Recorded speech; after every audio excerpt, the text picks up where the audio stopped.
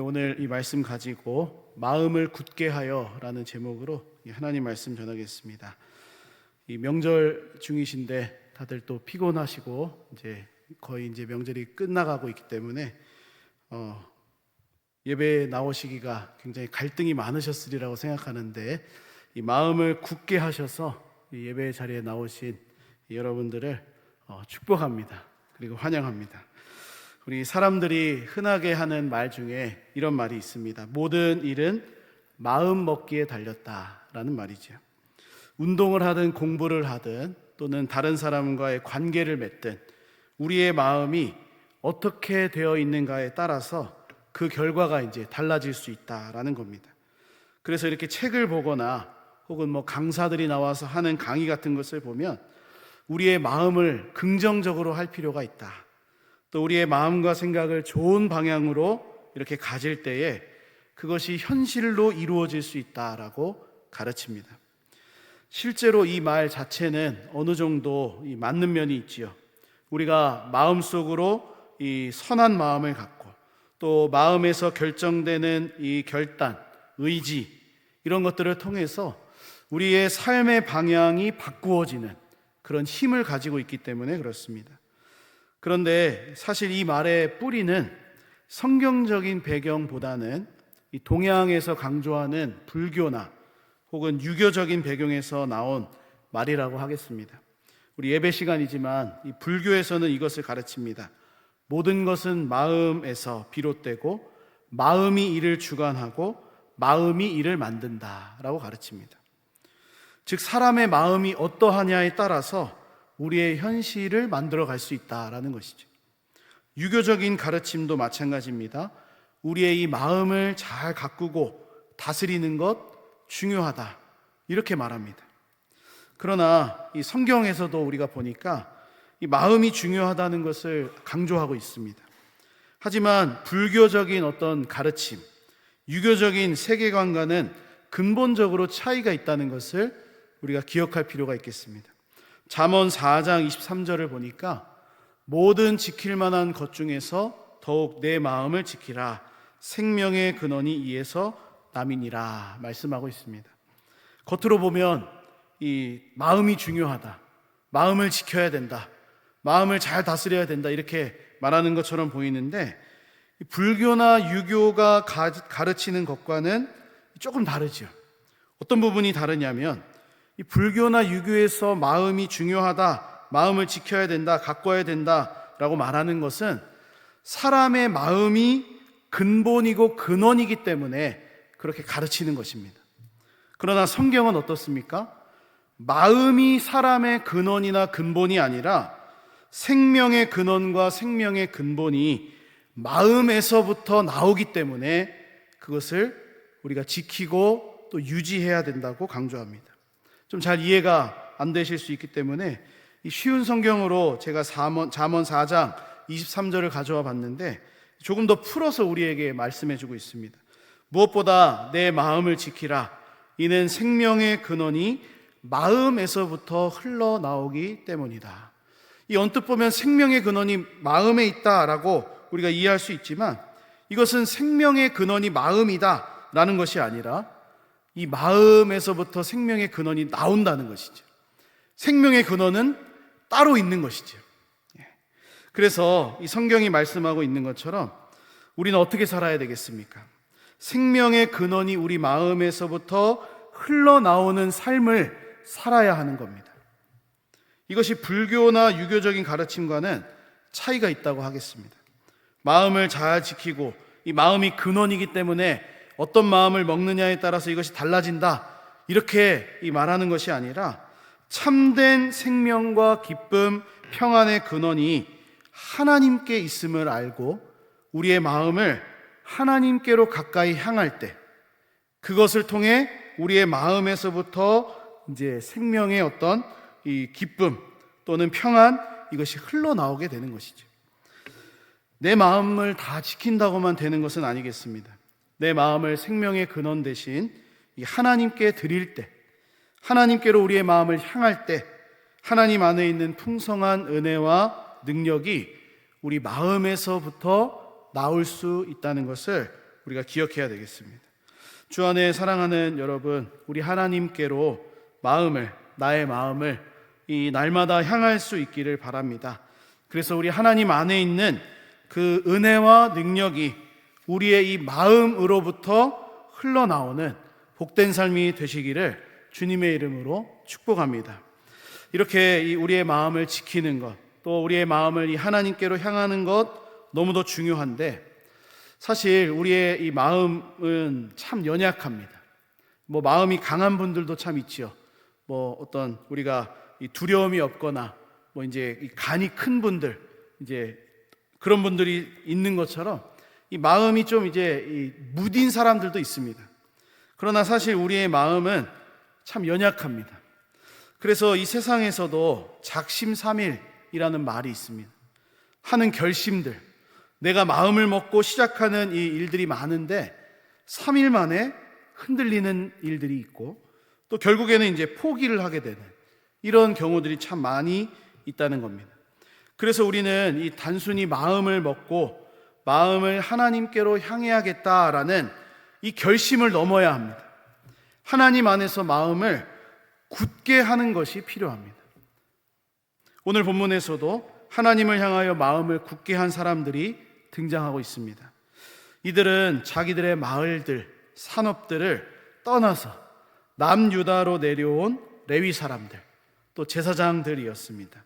오늘 본문 14절에서 15절 말씀 보니까 레위 사람들이 자기들의 마을들과 산업을 떠나 유다와 예루살렘에 이르렀으니 이는 여로보암과 그의 아들들이 그들을 해임하여 여호와께 제사장의 직분을 행하지 못하게 하고, 여로보암이 여러 산당과 수념소 우상과 자기가 만든 송아지 우상을 위하여 친히 제사장들을 세움이라 말씀합니다. 레위 사람들이 무엇 때문에 자기들이 살던 마을을 버리고 자기들이 하던 산업을 떠나서 이 유다와 예루살렘으로 내려왔습니까?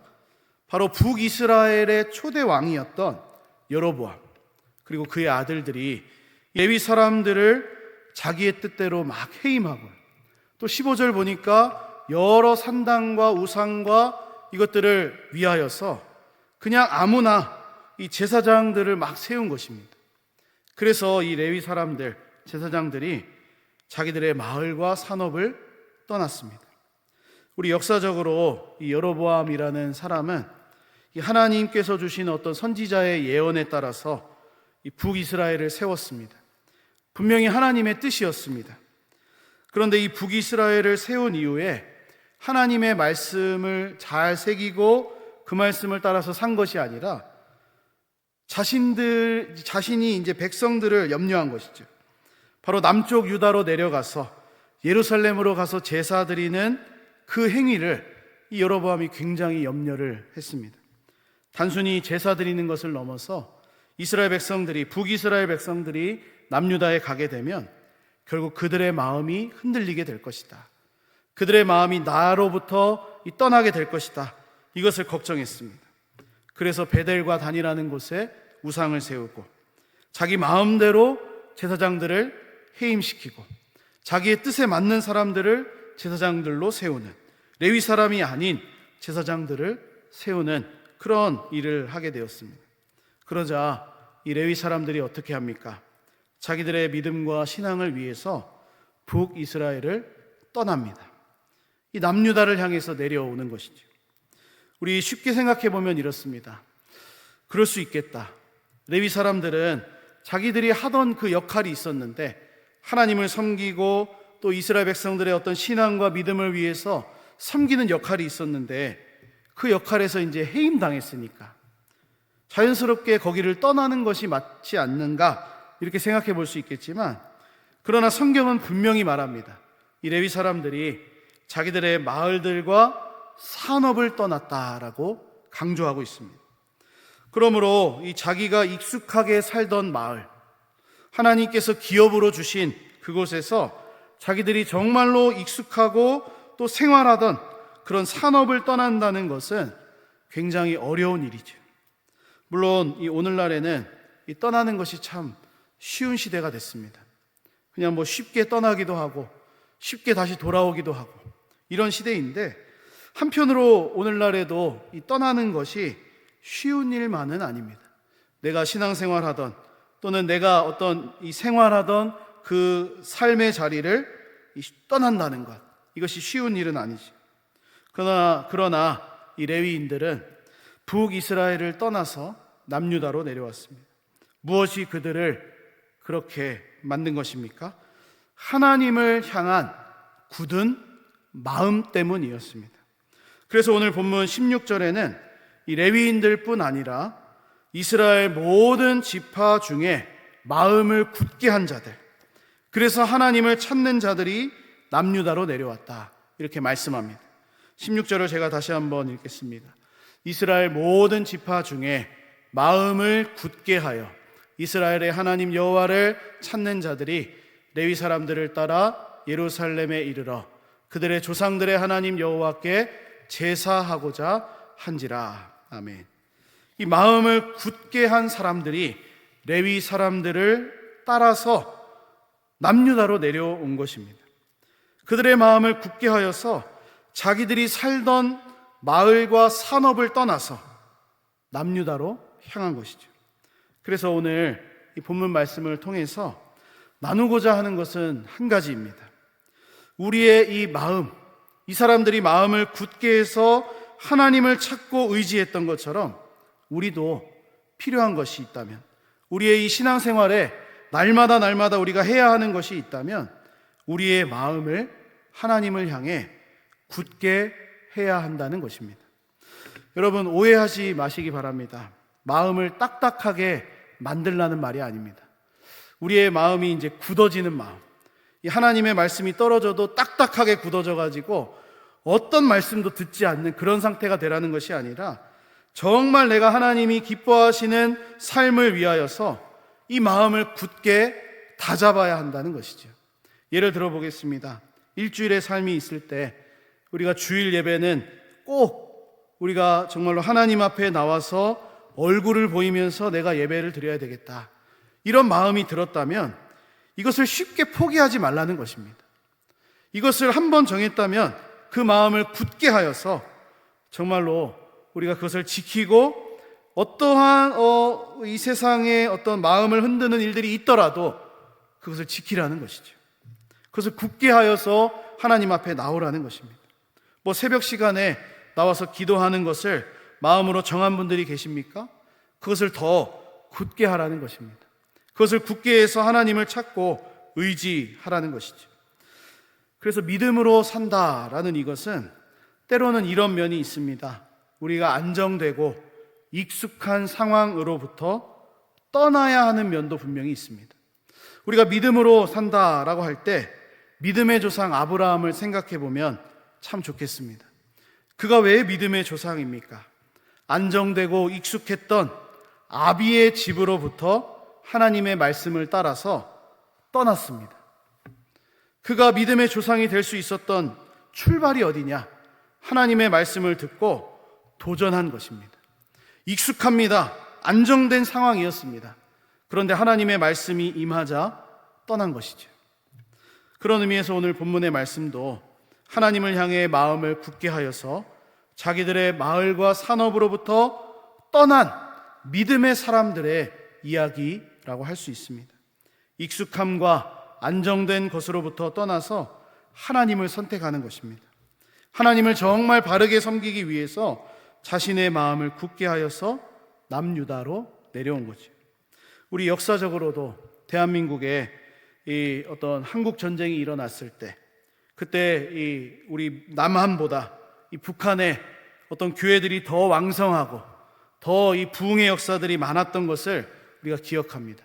그때 이 북한에서 신앙생활하던 그런 분들, 목회자들뿐만 아니라 많은 성도들이 신앙을 지키기 위해서 자기들이 살던 터전, 그 마을들을 다 버리고 우리 대한민국으로 내려온 것 아닙니까?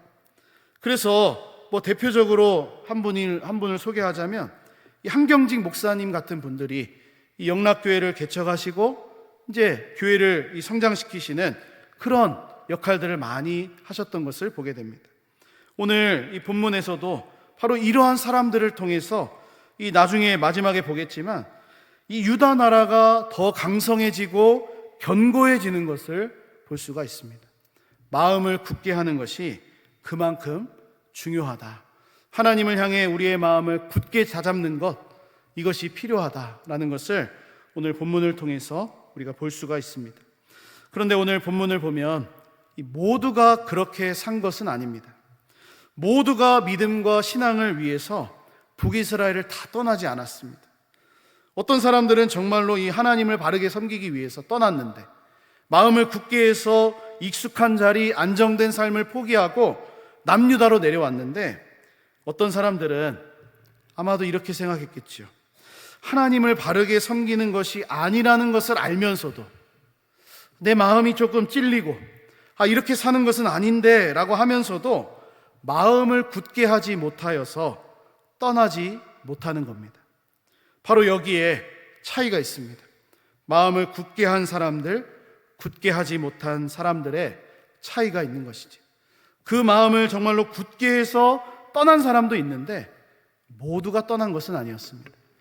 분명히 그것이 하나님이 기뻐하시는 일이 아니라는 것을 알았을 텐데 알면서도 떠나지 않았던 사람들, 왜 떠나지 못했습니까? 마음을 굳게 하지 못했기 때문입니다.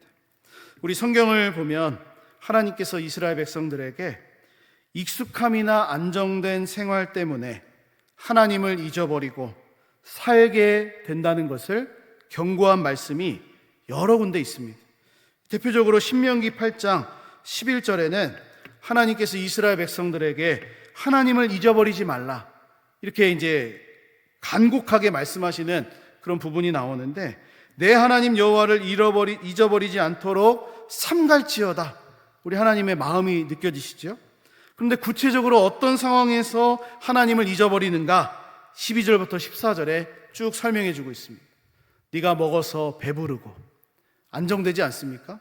아름다운 집을 짓고 거주하게 되고 내 소와 양이 번성하고 내 은금이 증식이 되고 내 소유가 다 풍부하게 될 때에, 아무것도 부족한 것이 없을 때, 그때가 되면, 익숙해지면, 또 안정되면 14절에 내 마음이 교만하여 내 하나님 여호와를 잊어버릴까 염려하노라, 하나님 말씀하십니다.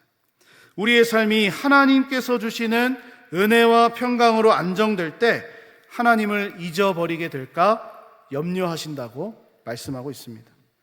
이처럼 하나님께서는 좋으신 하나님이십니다. 우리에게 평안함을 주십니다. 안정된 삶을 허락해 주시는 좋으신 아버지이십니다. 그런데 우리는 어떻습니까? 하나님께서 주신 안정과 평안마저도 하나님을 잊어버리게 만들 수 있는 죄인이라는 사실입니다. 이것이 우리의 현실이죠. 아니, 하나님께서 주신 평안과 안정을 통해서 더 하나님을 가까이 해야 되는데, 이전보다 더 하나님을 사랑하고 하나님을 더 의지하는 자가 되어야 되는데 오히려 그 반대가 되는 겁니다. 평안이 있고 안정이 있으면 하나님을 잊어버리는 것이죠. 그래서 오늘 본문에서도 이 마음을 굳게 해서 안정된 삶과 익숙한 산업으로부터 떠난 자들이 있는가 하면, 마음을 굳게 하지 못해서 익숙함이나 안정된 것으로부터 떠나지 못한 사람들도 있었습니다. 그러므로 우리는 어떻게 돼야 되겠습니까? 우리 안정이나 어떤 익숙함 때문에 하나님을 바르게 섬기지 못하는 인생이 아니라, 하나님께서 분명히 염려한다, 삼갈지어다 라고 말씀하시는 그런 인생이 아니라 우리의 마음을 더 굳게 하여서 하나님을 바르게 섬길 수 있는 삶이 되어야 하겠습니다. 마지막으로 마음을 굳게 하여서 이 하나님 여호와를 찾는 사람들에게 어떤 은혜가 임하고 있습니까? 17절 말씀입니다. 17절을 보니까 그러므로 3년 동안 유다 나라를 도와 솔로몬의 아들 르호보암을 강성하게 하였으니 이는 무리가 3년 동안을 다윗과 솔로몬의 길로 행하였음이더라. 아멘. 이 마음을 굳게 하여서 하나님을 선택한 사람들을 통해서 남유다가 더 견고해집니다. 강성해지는 은혜를 누리게 되었다고 말씀합니다. 결국 하나님께서는 하나님을 향해 자신의 마음을 굳게 세워가는 그런 사람들을 통해서 은혜를 베푸신다. 공동체를 더 견고하게 세워 가신다는 말씀이죠. 바라기는 우리 교회 공동체도 하나님께서 더 견고하게 세워주시고 더 풍성한 은혜 주시기를 간절히 소망합니다. 그러기 위해서는 이 앞에 있는 것이 선행되어야 되겠죠. 우리 자신이 먼저 하나님을 향해 마음을 굳게 할 수 있어야 되겠습니다. 좀 극단적으로 말해서 예배 시간에는 내가 빠지지 않고 참여해야 되겠다. 기도 시간에는 내가 이 마음을 드려야 되겠다. 이런 정말로 내가 사랑하며 섬기는 그런 그리스도의 제자가 되어야 되겠다. 이런 결단들, 이런 마음을 굳게 하는 일들, 그런 것이 우리 안에 선행될 때 하나님께서 우리 교회 공동체를 더 견고하게 하시고 남유다가 견고하게 세워지고 강성하게 됐던 것처럼 하나님께서 더 풍성한 은혜를 베풀어 주실 겁니다. 그런데 이 안타까운 것이 있습니다. 이 남유다는 3년 동안만 강성함을 누리고 다윗과 솔로몬의 길로 행하였다, 이렇게 말씀합니다. 왜 이런 일이 있습니까? 이 르호보암이라는 왕 때문에 사실은 그렇습니다. 이 르호보암이라는 사람은 솔로몬의 아들인데 이 어떤 북이스라엘에서 이제 신앙을 쫓아서 마음을 굳게 해서 하나님을 찾기 위해 내려온 자들, 그들과 만났을 때 처음에는 이 르호보암도 자신의 마음을 굳게 만들었습니다. 그래서 하나님을 정말 의지한 것이죠. 너희들이 신앙을 위해서 내려왔구나. 너희들이 정말로 하나님을 섬기기 위해서 마음을 굳게 해서 내려왔구나. 나도 마음을 굳게 해야 되겠다. 함께 마음을 나누면서 이렇게 신앙생활을 함께 해 나갔던 것이죠.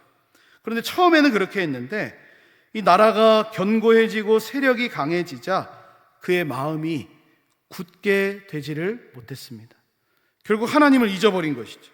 역대하 12장 14절 말씀 보니까 르호보암이 악을 행하였으니 이는 그가 여호와를 구하는 마음을 굳게 하지 아니함이었더라 말씀합니다.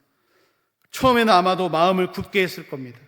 하나님을 찾는 자들과 함께 마음을 나누면서 우리도 함께 하나님을 찾기를 원한다, 그렇게 했는데 나라가 견고해지고 강해지자 하나님을 잊어버렸습니다.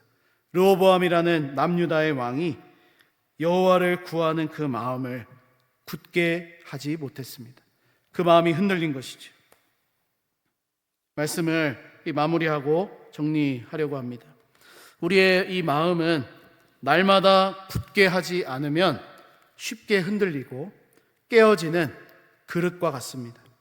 그러므로 오늘 본문에 나오는 이 레위인, 그리고 하나님을 의지하고 찾기 위해서 이 마음을 굳게 한 사람들처럼 우리도 하나님을 향해 마음을 굳게 할 수 있어야 하겠습니다.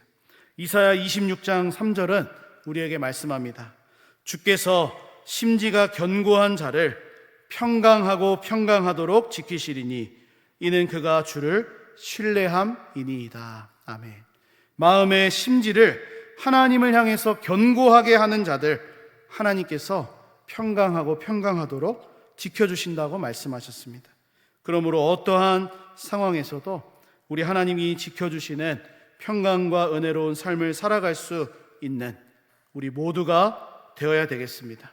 그러기 위해서 우리 마음의 심지를 하나님을 향해 굳게 하며 살아가는 우리 모두가 되기를 주님의 이름으로 간절히 축복합니다.